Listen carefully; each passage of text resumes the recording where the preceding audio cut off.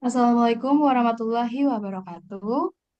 Pada kesempatan kali ini, kelompok kami akan mempresentasikan tentang a stochastic single period model of perishable product dari tugas mata kuliah Penelitian Operasional 2.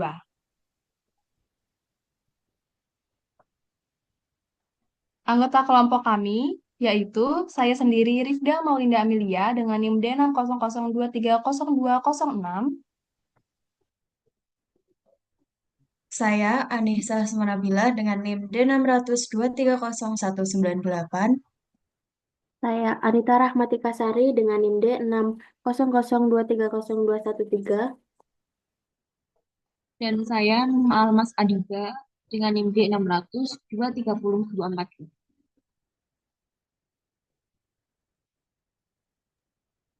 Sebelum kita menuju ke pembahasan, sebelum itu saya akan membacakan mengenai daftar isi yang akan kita bahas. Yang pertama ada pendahuluan, yang kedua ada tujuan, ketiga critical ratio atau CR, yang keempat contoh soal, yang kelima aplikasi dalam revenue management, dan yang terakhir ada kesimpulan.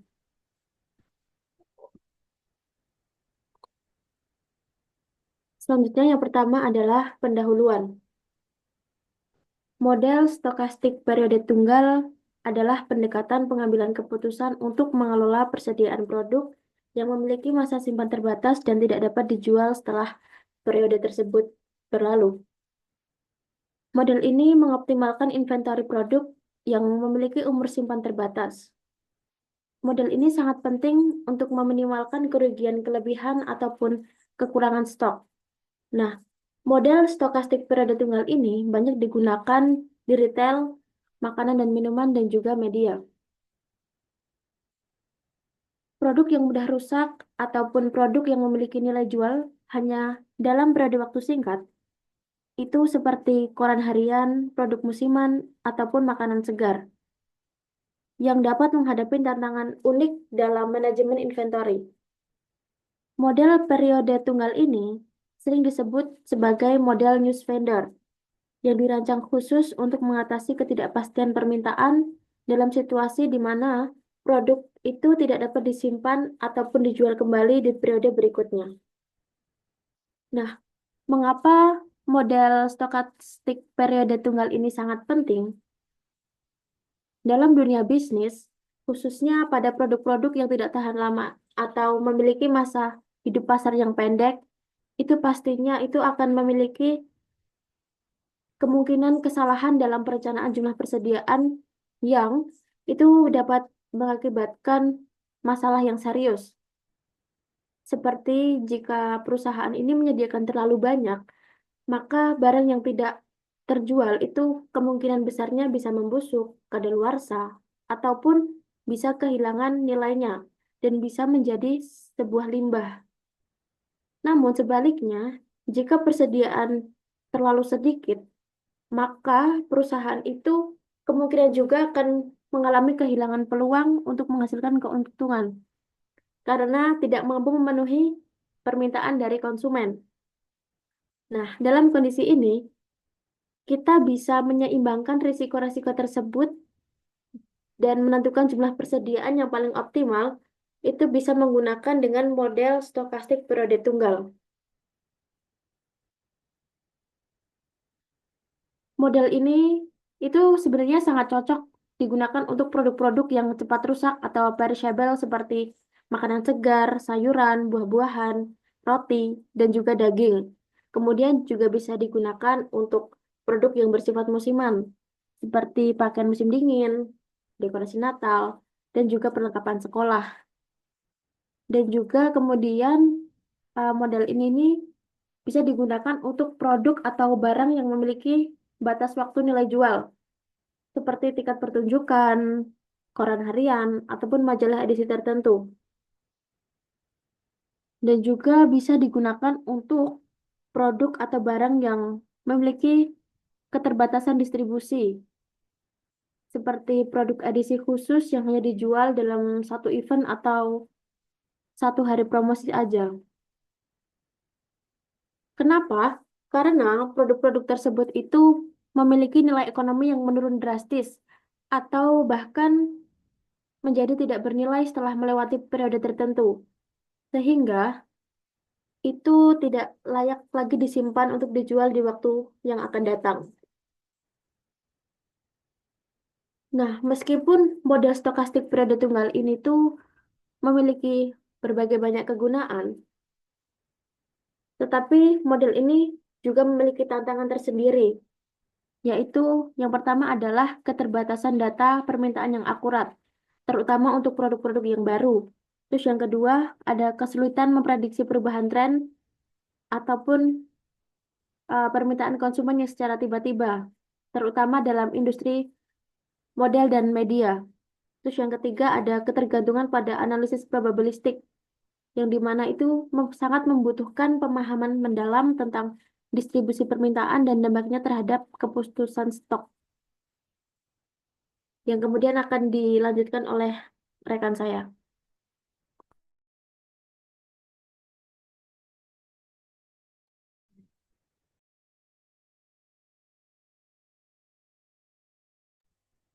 Untuk tujuannya sendiri, yaitu untuk menemukan tingkat persediaan yang optimal, diperlukan suatu pendekatan yang mampu menyeimbangkan dua jenis biaya yang saling bertentangan, yaitu biaya peluang akibat kekurangan stok atau yang sering disebut dengan understock, dan biaya yang timbul karena kelebihan stok atau yang sering disebut dengan overstock. Kekurangan stok atau understock terjadi ketika jumlah persediaan tidak mencukupi untuk memenuhi permintaan pelanggan, yang pada akhirnya menyebabkan hilangnya potensi keuntungan karena permintaan tidak dapat dipenuhi sepenuhnya. Dalam hal ini, biaya understock atau CU didefinisikan sebagai besarnya keuntungan per unit yang hilang akibat tidak terpenuhinya permintaan. Di sisi lain, overstock atau kelebihan stok terjadi ketika jumlah barang yang dipesan atau diproduksi melebihi permintaan aktual, sehingga mengakibatkan akumulasi persediaan yang tidak terjual. Hal ini dapat menimbulkan kerugian karena produk yang tidak terjual tetap menimbulkan biaya, baik dari segi penyimpanan maupun depresiasi nilai barang. Biaya overstock atau CO dihitung sebagai selisih antara biaya pembelian per unit dengan nilai barang sisa atau salvage value dari barang yang tidak terjual, yang mencerminkan kerugian per unit akibat kelebihan persediaan. Kedua jenis biaya ini, baik CU maupun CO, merupakan elemen yang sangat penting dan saling melengkapi dalam proses pengambilan keputusan pemesanan, sehingga dapat menentukan tingkat persediaan yang paling efisien dan menguntungkan bagi perusahaan. Untuk selanjutnya akan dijelaskan oleh rekan saya.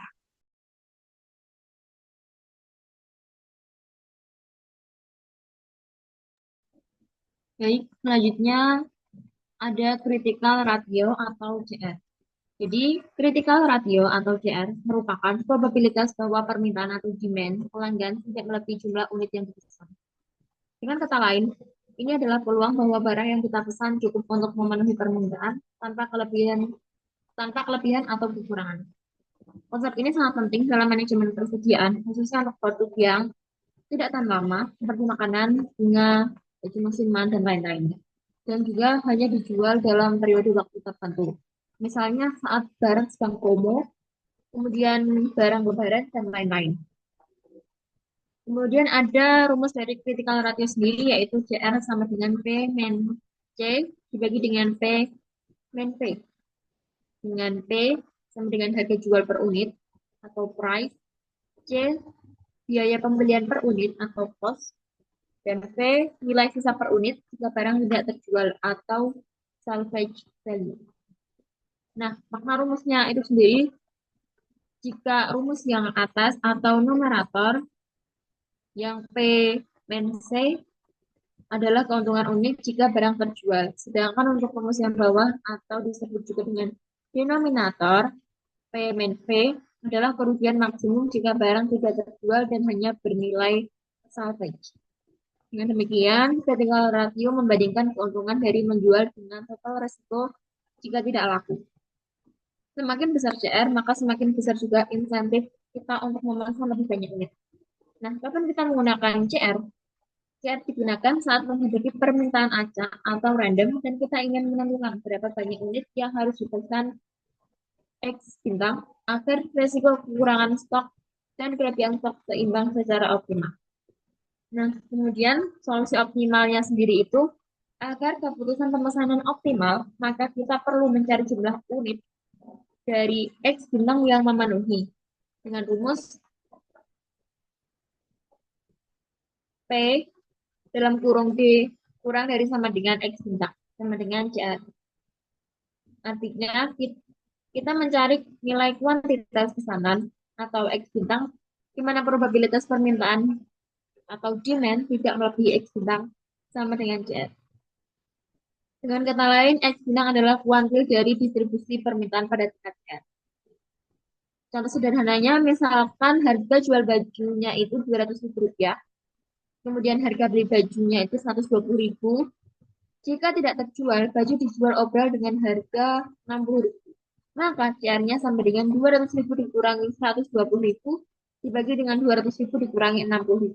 Maka hasilnya Rp80.000 dibagi Rp140.000, yaitu 0,5714.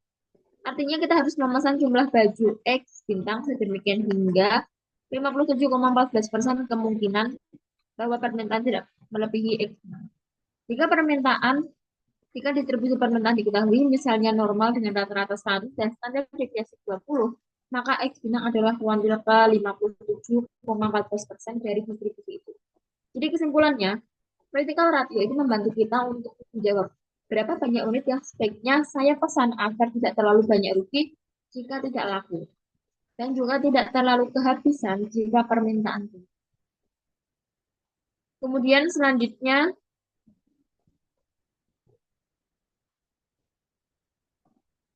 pada slide selanjutnya,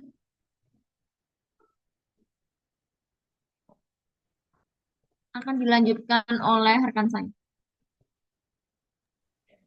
Terdapat contoh soal yang terdapat pada buku Hilliard dan Lieberman tahun 2015 pada subbab 18.7 tentang a stochastic single period model for perishable product, di mana contoh soal ini berbicara tentang seorang pengecer koran ingin menentukan berapa banyak koran yang harus dipesan untuk dijual hari itu. Permintaan pelanggan bersifat acak, dan jika koran tidak terjual, nilainya sangat kecil atau bahkan tidak berharga. Di mana diketahui dari soal, yaitu permintaan harian terhadap koran berdistribusi normal. Lalu yang kedua yaitu rata-rata permintaan sebesar 500 eksemplar, lalu defisiasi standar sebesar 100, harga jual ke pelanggan yaitu $0,50 per eksemplar, lalu biaya beli koran sebesar $0,30 per eksemplar, dan nilai sisa jika koran tidak laku sebesar 0, atau bisa disimpulkan bahwa koran langsung dibuang. Dari soal tersebut, yang ditanyakan yaitu berapa jumlah koran yang harus dipesan agar keuntungan ekspektasi maksimal. Untuk jawabannya akan dijelaskan oleh rekan saya. Untuk jawabannya yaitu pengajar harus memesan sekitar 475 eksemplar koran agar memaksimalkan keuntungan ekspektasi. Langkah yang pertama itu menghitung critical ratio atau CR dengan menggunakan rumus CR sama dengan P min C dibagi dengan P min V. Kemudian disubstitusikan CR sama dengan 0,50 dikurangi 0,30 dibagi 0,50 dikurangi 0. Sama dengan 0,20 dibagi 0,50 sama dengan 0,4. Jadi, probabilitas bahwa permintaan tidak melebihi pesanan optimal atau X bintang adalah 0,4 atau 40%. Kemudian langkah yang kedua, itu mencari nilai X bintang. Sehingga P dalam kurung D kurang dari sama dengan X bintang sama dengan 0,4. Menggunakan distribusi normal. Karena kita tahu mu-nya itu sama dengan 500 dan sigma-nya itu sama dengan 100. Dan kita juga harus mencari nilai Z dari tabel distribusi normal standar yang memberikan probabilitas 0,4. Kemudian langkah ketiga itu menggunakan tabel Z. Dari tabel Z normal kita temukan Peluang bahwa nilai variabel acak Z kurang dari sama dengan Z kecil adalah 0,4. Oleh karena itu, Z kecilnya itu mendekati 0 minus 0,250. Kemudian untuk yang angka keempat itu menghitung X bintang menggunakan rumus inverse normal, di mana rumusnya itu X sama dengan mu plus Z kecil dikali dengan sigma. Kemudian disubstitusikan nilainya, X sama dengan 500 ditambah minus 0,253 dikalikan dengan 100. Maka sama dengan 500 dikurangi 25,3 menghasilkan 474,7. Sehingga pengecer harus memesan sekitar 475 eksemplar koran agar memaksimalkan keuntungan ekspor. Nah, jika memesan lebih dari 475, maka resikonya itu koran tidak laku meningkat. Atau bisa dikatakan rugi karena tidak ada nilai sisa. Jika memesan kurang dari 475, maka akan berisiko kehabisan stok atau kehilangan potensi keuntungan. Sehingga 475 merupakan titik optimal berdasarkan probabilitas dan distribusi dari permintaan. Kemudian slide selanjutnya akan dilanjutkan oleh Hernan.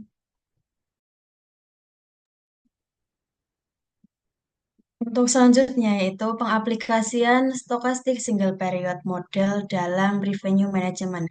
Nah, pengaplikasian ini biasanya digunakan dalam industri penerbangan, hotel, dan transportasi untuk menentukan yang pertama itu ada jumlah kursi atau kamar yang dijual, seperti kursi pesawat, kamar hotel, tiket konser, tiket bioskop, dan lain sebagainya. Nah, eh, peran stokastik model dalam menentukan jumlah kursi atau kamar yang dijual itu sebagai untuk menghitung alokasi optimal antar segmen harga. Segmen harga biasanya itu dibagi menjadi tiga. Ada early bird atau harga rendah, ada reguler atau harga sedang, dan ada last minute atau harga premium. Selanjutnya, itu ada strategi harga diskon. Nah, dalam strategi harga diskon ini, peran stokastik itu digunakan untuk mengelola risiko permintaan dan pengisian awal. Ini itu bertujuan sebagai mengisi kapasitas lebih awal, mengurangi ketidakpastian permintaan di masa mendatang, dan mengatur campuran pelanggan berdasarkan willingness to pay. Nah, model yang diperhitungkan itu biaya kekurangan kapasitasnya dan biaya kelebihan kapasitasnya. Contohnya itu seperti jika historical data menunjukkan kemungkinan permintaan tinggi di last minute, maka diskon awal dibatasi dan jika historical data menunjukkan low demand, maka diskon awal lebih besar untuk mengamankan pendapatan minimum. Selanjutnya, pengaplikasian stokastik single model yaitu maksimalisasi pendapatan atas produk atau jasa yang tidak bisa dijual ulang, yaitu perannya sebagai pengoptimalan kombinasi harga dan kapasitas untuk profit maksimum. Jadi di sini itu juga berfungsi sebagai menyeimbangkan antara pendapatan aktual dari penjualan saat ini, lalu ada untuk menyeimbangkan juga risiko kehilangan pendapatan masa depan dan risiko kapasitas kosong.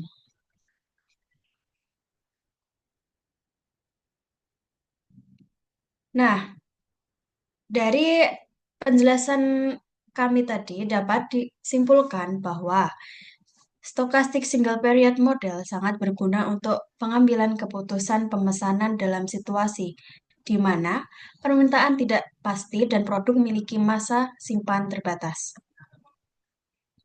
Dengan mempertimbangkan biaya understock dan overstock, manajer dapat membuat keputusan berbasis data untuk memaksimalkan keuntungan dan meminimalkan kerugian akibat kelebihan atau kekurangan stok. Selain itu, manfaat dari Stochastic single period itu digunakan untuk memutuskan berapa banyak yang dijual, kapan yang dijual, dan berapa harganya. Dengan memutuskan beberapa banyak yang dijual, kapan yang dijual, dan berapa harganya, itu juga dapat digunakan untuk mengambil keputusan pemesanan yang optimal, meningkatkan efisiensi operasional, serta mengoptimalkan pendapatan dan profit perusahaan. Mungkin itu saja penjelasan materi mengenai stochastic single period model dari kami. Kurang dan lebihnya mohon maaf. Terima kasih. Wassalamualaikum warahmatullahi wabarakatuh.